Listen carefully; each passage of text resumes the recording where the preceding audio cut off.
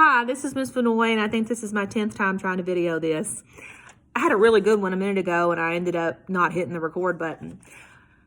So I'm going to show you a quick and easy way to do some pre-writing for your TOSEEC. And it could be from any class, anytime you have anything written that needs to be in like short answer form, ERQ, an essay, anything like that where you're answering a question that needs to be written out, shown examples, and elaborate. The analyses you have are in science, all that kind of stuff. So what I would do is I would take a piece of paper just like this, and I'm going to call it the hot dog fold, but if you're too sophisticated for that, you can say it's a vertical fold, okay? So you're going to make this vertical fold, then you're going to do a hamburger fold. Again, I like it better like that, or you can call it horizontal, and then it's going to look like this. Now, back in my day, this is how it looked when we passed notes to each other. Now, your all's notes, I guess, look like text messages, but this is how it looked like back in the day. So when you unfold this right here, it's going to give you 2 columns and 4 rows, okay? Now, you're not going to necessarily need every one of them. So I'm going to tilt the camera, and I'm going to show you how I would quickly draw this out to help me keep it organized. I'm just going to draw horizontally these 3 lines so that I have 4 rows right here, because I do need 4 rows.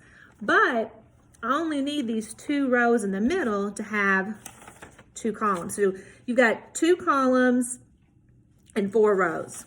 The first part right here is where I'm going to write, I'm going to write my topic sentence. So I just kind of label it TOS. That shows me this is where my topic sentence goes. Then I'm going to write here, this is example number 1, elaboration number 1. Example number 2, elaboration number 2. So this part right here is where I go back to the text and I find the exact text that shows a way to support what I'm trying to answer in my topic sentence. The elaboration part is where you're going to want to put it in your own words and connect. What does that, okay, you threw this fact out at me or you threw something out at me, but what does that actually mean?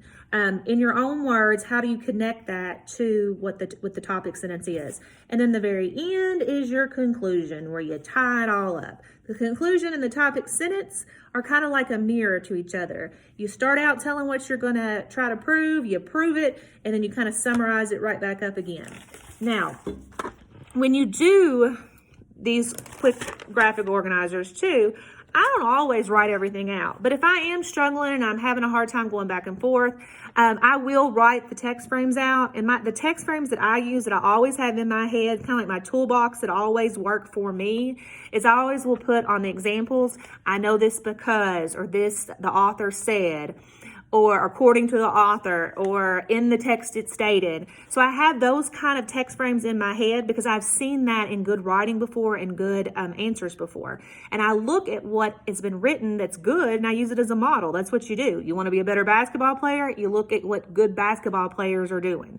And this is what good writers do. They have this kind of format to help organize their thoughts so that the reader, whether it's a teacher and you're answering just like a question on a test, or if it's like you're doing a writing piece and you're wanting to get your purpose of informing somebody across, this is the thought process that you will use. This is kind of like what should be going on in your brain. So you got your topic sentence, and if you're having trouble with the topic sentence, always think 1 word or phrase. What am I even writing about? That's the topic.